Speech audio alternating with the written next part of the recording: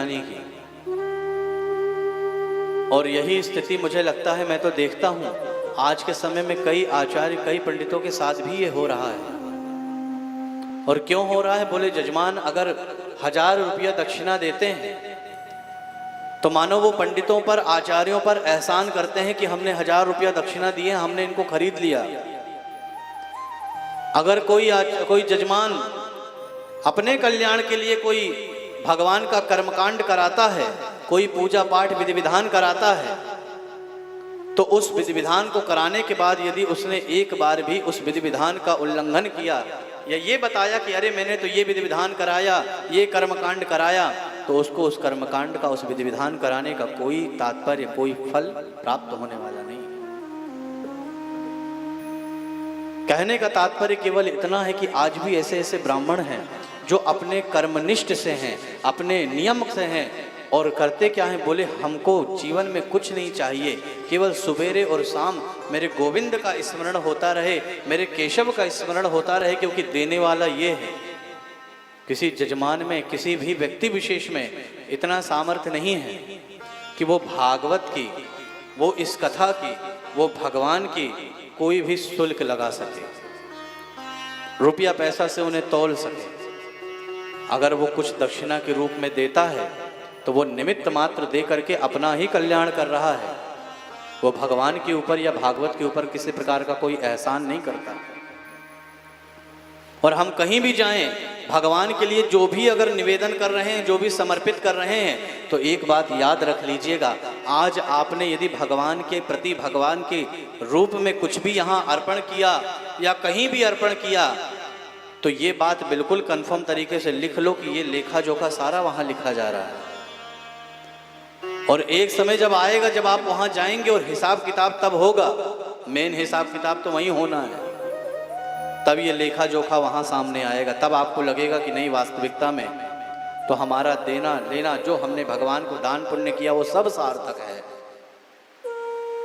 सुदामा जी महाराज कभी किसी के द्वार पर नहीं गए, सुदामा जी ने कभी किसी से नहीं कहा। अगर सुदामा जी एक बार बोल देते तो न जाने कितने लोग तो खड़े ही थे कि सुदामा जी एक बार कहें। और सुदामा जी की तरह ही वृंदावन धाम में भी एक संत हुए। कहा जाता है कि भागवत जी के केवल 3 ही वक्ता ऐसे हुए जिन्हें ब्रह्मा, विष्णु और महेश कहा जाता है। कौन कौन? उनके बराबर वक्ता न कभी हुआ है, न कभी होगा, न भूतो न भविष्यति। कौन कौन? बोले धर्म सम्राट श्री करपात्री जी महाराज। दूसरे कौन? बोले श्री अखंडानंद जी महाराज। तीसरे कौन से? श्री डोंगरी जी महाराज। और डोंगरे जी महाराज की तो मैं आपको क्या ही बताऊं, जहां वो कथा करते थे और कथा करके वो जो दक्षिणा वहां चढ़ती थी और जो दक्षिणा मिलती थी, वो दक्षिणा वहीं दान कर देते थे उस गांव के कल्याण के लिए। हुआ क्या? बोले अंत में उनकी पत्नी को जब कैंसर हुआ तो उनके पास कैंसर के इलाज के लिए 1 रुपया नहीं। जिंदगी भर वो भागवत सुनाते रहे और जिंदगी भर भागवत कथा ऐसे ऐसे लोगों को सुनाए, ऐसे ऐसे जजमानों को सुनाए जो अरबपति खरबपति। ये सत्य घटना है और हमारे आपके बीच की घटना है। श्री डोंगरे जी महाराज जब भागवत सुनाया करते थे, बड़े बड़े जजमान बैठ के सुने, और जब सारे जजमान ला करके जो दक्षिणा दे, तो वो दक्षिणा उसी गांव के विकास के लिए डोंगरे जी महाराज दे दिया करते थे। अंत में जब डोंगरे जी की पत्नी को कैंसर हुआ तो उनके पास अपनी पत्नी को इलाज कराने के लिए भी धन नहीं, लेकिन फिर भी उन्होंने कभी किसी के सामने हाथ नहीं फैलाया। गोविंद की इच्छा मान करके, गोविंद की कृपा मान करके वो भागवत ही सुनाते रहे। और भागवत सुनाने के बाद पत्नी भले कितनी बीमार है, लेकिन फिर भी उन्होंने दक्षिणा नहीं ली। वो दक्षिणा के रूप में क्या लेते? बोले दक्षिणा के रूप में जजमान से यही तुलसी दल ले लिया करते थे। प्रेम से बोलिए राधे राधे। और संपूर्ण दक्षिणा को डोंगरे जी उसी गांव के विकास में लगा दिया करते थे। ऐसे ऐसे संत, ऐसे ऐसे महात्मा, ऐसे ऐसे भागवत के प्रवक्ता हमारे भारतवर्ष में हुए हैं। तो यदि अगर आज हम निमित्त मात्र कुछ भागवत को समर्पित करते हैं, तो ये मान लीजिए कि आप अपने धन को शुद्ध कर रहे हैं। जीवन भर कमाते समय न जाने कौन कौन से ऐसे ऐसे धन हमारे पास आ जाते हैं, न जाने कब कब हम कैसा कैसा किस किस लोगों से झूठ बोल करके वो धन की प्राप्ति होती है। तो यही एक साधन है जहाँ पर हम समर्पित करके अपने जीवन को, अपने धन को, अपने ऐश्वर्य को सबको पवित्र करते हैं। प्रेम से बोलिए राधे राधे। श्री सुदामा जी महाराज कभी किसी के द्वार पर नहीं गए, लेकिन आज सुशीला कहती हैं कि आज तुम भगवान कृष्ण के दर्शन करने जाओ, वो तुम्हारे सखा हैं और कहीं ना कहीं उनको तुम्हारे दुख का, तुम्हारे परेशानियों का आभास होगा।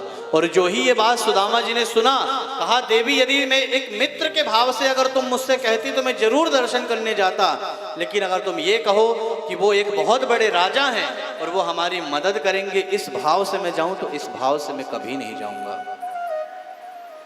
सुशीला जी ने कहा ये ऐसे मानने वाले नहीं। सुशीला जी ने कहा तुम इसी भाव से जाओ, एक मित्र मान करके तुम उनके दर्शन के लिए जरूर जाओ। आज भगवान का दर्शन करने के लिए जब सुदामा जी चलते हैं तो सुशीला को पता है कि ये अपनी दुख, अपनी गरीबी भगवान से कभी नहीं कहेंगे। तो करती क्या है, बोले जगह जगह से 7 जगह जाती हैं और 7 जगह से एक एक मुट्ठी चावल मांग करके लेकर के आती है। और उस चावल को करती क्या है, बोले अलग अलग जगह से इसीलिए मांगी, वो चाहती तो एक जगह से मांग करके चावल दे सकती थी, अलग अलग जगह से इसलिए मांगे कि अलग अलग जगह के चावल को जब भगवान देखेंगे तो उनको यह एहसास हो जाएगा कि मेरा सुदामा बड़ी गरीबी झेल रहा है। क्योंकि अलग अलग जगह के चावल अलग अलग प्रकार के टुकड़ों से होंगे, कोई लंबे होंगे, कोई छोटे होंगे, कोई अलग टुकड़े के होंगे। सुदामा जी जब चलने लगे तो सुशीला ने कहा देखो प्रभु, भगवान के यहाँ मंदिर में या गुरुदेव के यहाँ, अपनी बिटिया के यहाँ जब भी जाओ तो खाली हाथ मत जाओ। कथा में, सत्संग में इसको आप नोट करके रख लो, ये शास्त्र की बातें हैं। कभी कथा में जाओ, अपनी बिटिया के यहाँ जाओ, गुरु महाराज के पास जाओ, भगवान के मंदिर में जाओ तो कभी खाली हाथ मत जाओ। अगर खाली हाथ जा रहे हो तो क्या अपेक्षा करोगे कि वहां से भर करके लौटोगे। इसलिए इतने स्थान पे जब भी जाओ तो ना कुछ लेकर के जाओ, तो केवल हाथ में तुलसी दल ही लेकर के जाओ, इससे बड़ी पवित्र चीज कोई नहीं है। प्रेम से बोलिए राधे राधे। इसलिए सत्संग में लोग जाते हैं, कथा में लोग जाते हैं तो कुछ नहीं तो तुलसी दल लेकर के जाते हैं और भगवान कृष्ण को अर्पण करते हैं। ये नियम है, ये पद्धति है।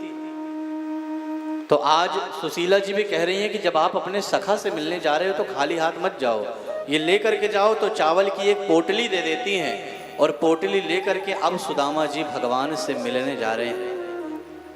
थोड़ी दूर चलते हैं, थक जाते हैं, पैर में बिवाइयाँ फट गई हैं, लेकिन फिर भी हार नहीं मानते हैं। कहते हैं कि कुछ भी हो, भले कितनी भी दूर हो मेरे श्याम की नगरी, कितनी भी दूर हो मेरी द्वारकाधीश की नगरी में, ये आज नहीं तो कल तो पहुँच ही जाऊँगा।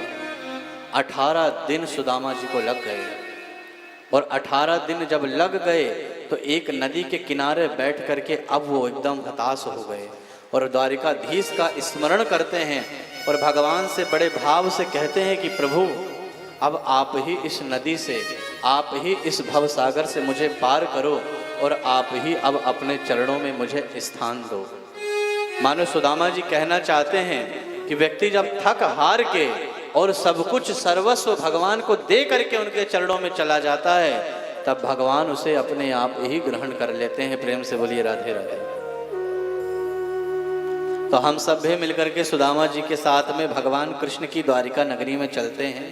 कौन कौन चलना चाहेगा द्वारिका नगरी? सब लोग। तो बड़े भाव से हम लोग चलेंगे और क्या कहेंगे? दूर नगरी, बड़ी दूर नगरी, दूर नगरी, बड़ी दूर नगरी, हो दूर नगरी, बड़ी दूर नगरी, दूर नगरी, बड़ी दूर नगरी। कैसे आऊं रे कन्हाई, कैसे आऊं रे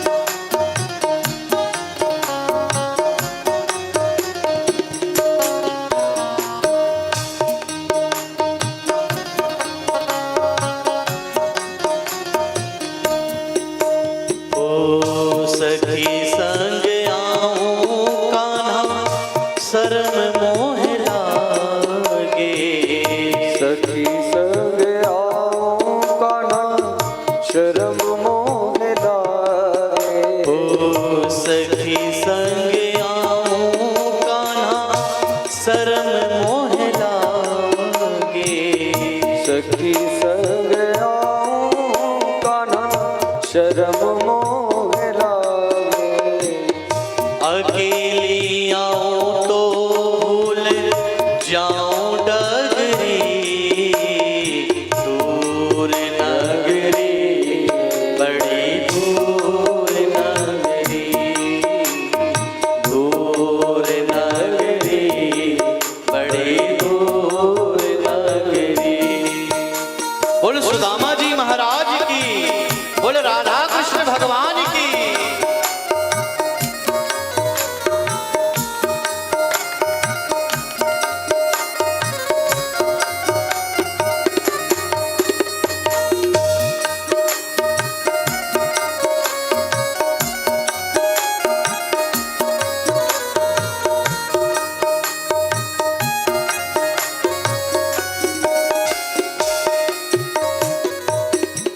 धीरे धीरे आऊं तो कमर मोरी लचके। धीरे धीरे आऊं तो कमर मोरी लचके। धीरे धीरे चलूं कान्हा कमर मोरी लचके। धीरे धीरे चलूं कान्हा कमर मोरी लचके। झटपट चलूं तो छल काय गगरी, दूर नगरी बड़ी दूर। प्रेम से बड़े भाव से ताली सेवा करते हुए मेरे साथ गाइए। दूर नगरी बड़ी दूर नगरी। ओ दूर नगरी बड़ी दूर नगरी, दूर नगरी बड़ी दूर नगरी।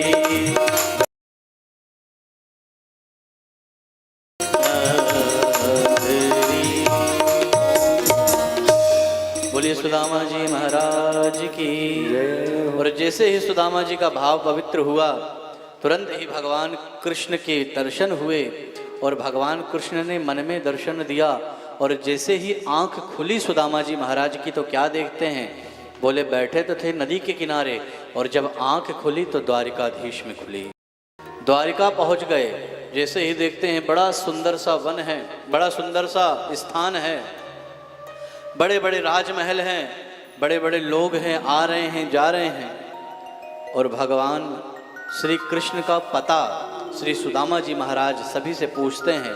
और जैसे ही कृष्ण का पता पूछा तुरंत उनके द्वार पर पहुँचे।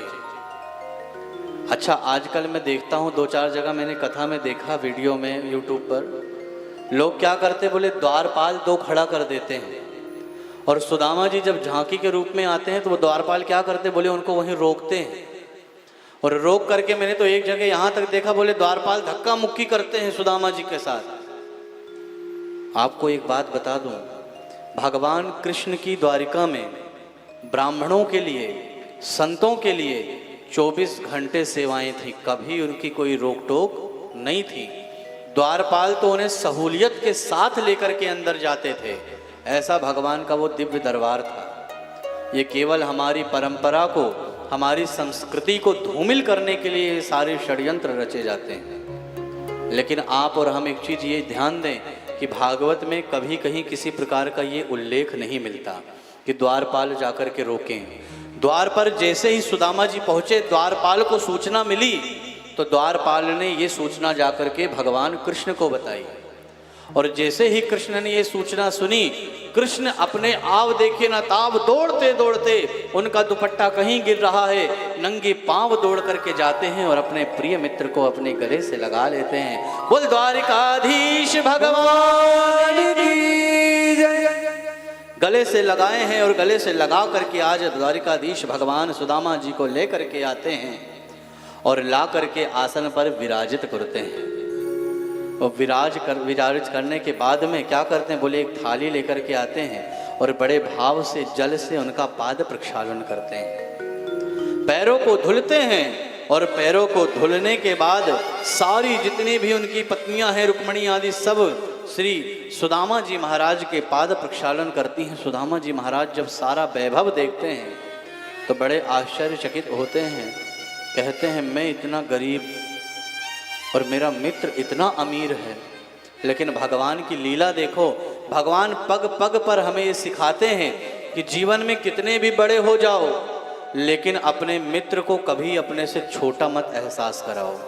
सुदामा जी भले ही आए कृष्ण के पास, लेकिन सुदामा जी का जिस तरीके से भगवान कृष्ण ने स्वागत किया, मानो उन्हें नीचा नहीं दिखाया, उन्हें नीचे नहीं गिरने दिया। प्रेम से बोलिए राधे राधे। और यही बड़ों का कर्तव्य है। बोले बड़ों का कर्तव्य क्या है? कि अपने से छोटों को कभी गिरने ना दें। यही बड़ों का कर्तव्य है। भगवान कृष्ण ने बढ़िया से उनका स्वागत किया, उनकी सेवा की और उनको अपने सिंहासन पर बिठाला। अब तो महाराज श्री सुदामा जी महाराज से बड़ी चर्चाएं होने लगीं। भगवान कृष्ण के मुख से अचानक निकला कि भाभी ने मेरे लिए कुछ भेजा है कि नहीं। जैसे मित्र के यहाँ जाओ तो बोलते नहीं, अरे क्या बात है, भाभी जी ने क्या भेजा, शादी वादी हुई कि नहीं। जब भगवान कृष्ण ने कहा तुम्हारी शादी वादी हो गई, बोले हाँ शादी हुई है, 2 बच्चे भी हैं और आपकी कृपा से धर्म पत्नी बड़ी सुशील मिली हैं। तो कृष्ण जी ने कहा जब भाभी हैं घर में तो कुछ ना कुछ तो भेजा होगा। तो क्या किए? बोले उस चावल की पोटली को यहाँ छुपा रहे हैं भगवान सुदामा जी। क्यों छुपा रहे हैं? बोले कृष्ण तो हमारे मित्र हैं, हमने बचपन में बहुत चने चुरा चुरा के खाए हैं, बहुत ऐसे चावल खाए हैं, लेकिन जो बड़ी बड़ी महारानियां हैं, बड़ी बड़ी रानी यहाँ खड़ी हैं, अगर ये देखेंगे कि इनका मित्र इनके लिए 7 जगह से 7 प्रकार के चावल लेकर के आया है, ये बड़ी बड़ी महारानी क्या कहेंगी? बोले इनके मित्र ऐसे ही हैं। एक तो मैं वैसे ही फटे पुराने कपड़े पहन करके आया हूँ, ऊपर से यदि मैं इनको चावल दूंगा तो कहेंगे इनके मित्र के पास ये सूखे चावल थे, ये तंडुल था केवल। लेकिन भगवान कहते हैं कि पत्रम पुष्पम फलम तोयम। भगवान को वो सूखे फल भी बहुत प्रिय हैं, वो चावल भी बहुत प्रिय है, यदि श्रद्धा और प्रेम से लेकर जाया जाए भगवान के चरणों में। तो भगवान ने वो पोटली देखी, सुदामा जी से कहा सुदामा जी क्या छुड़ा रहे हो, क्या है? जैसे ही उनको चुराया, जैसे ही उनको छुड़ाया, छुड़ा करके जैसे ही खोलते हैं बड़े प्रसन्न होते, ओहो भाभी ने कितने बढ़िया सुंदर हमारे लिए चावल भेजे हैं। और भगवान ने उस चावल को जैसे ही मुट्ठी में उठाया और उठा करके पान करने लगे। अच्छा मुझे जरा एक बात बताओ, आप लोगों ने बहुत भागवत कथा सुनी है, इसके पहले आप लोगों ने भागवत कथा सुनी है कि नहीं? पहले ये बताओ, हाथ ऊपर करो, किस किसने सुनी है? सबने सुनी है। तो जरा एक बात बताओ, सुदामा जी ने कितने मुट्ठी चावल खाए? बोलो। 2 मुट्ठी, 2 मुट्ठी खाए।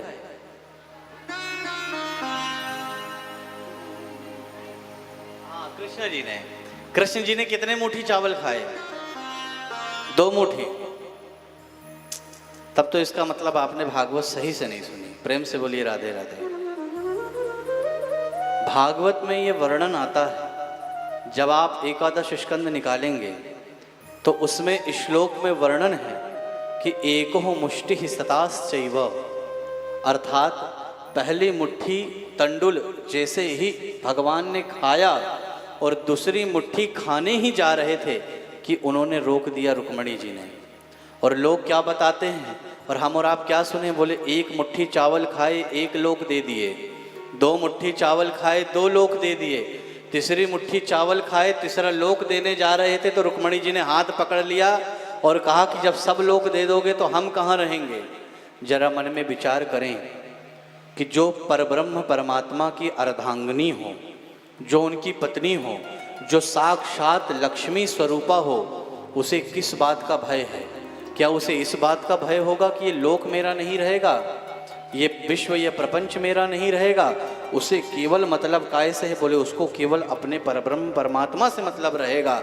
और अगर उसका पति, उसका परब्रह्म परमात्मा जो मन से करेगा वो उत्तम करेगा।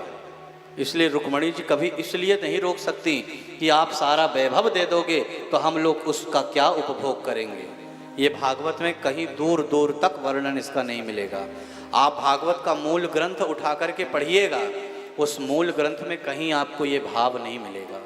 वहाँ केवल ये भाव मिलता है कि एक मुट्ठी चावल खाने के बाद दूसरी मुट्ठी जब उठाया तो वहाँ पर रुक्मणी जी ये कहती हैं कि प्रभु आपके प्रिय भक्त ने इतने भाव से ये चावल लाए, तो एक मुट्ठी खाकर आपने तो आनंद ले लिया, अब ये जो इतनी पोटली बची है हम 16,108 हैं, हमको भी कुछ नहीं तो एक एक दाने का आनंद ले लेने दीजिए, क्योंकि अगर आज इस एक दाने का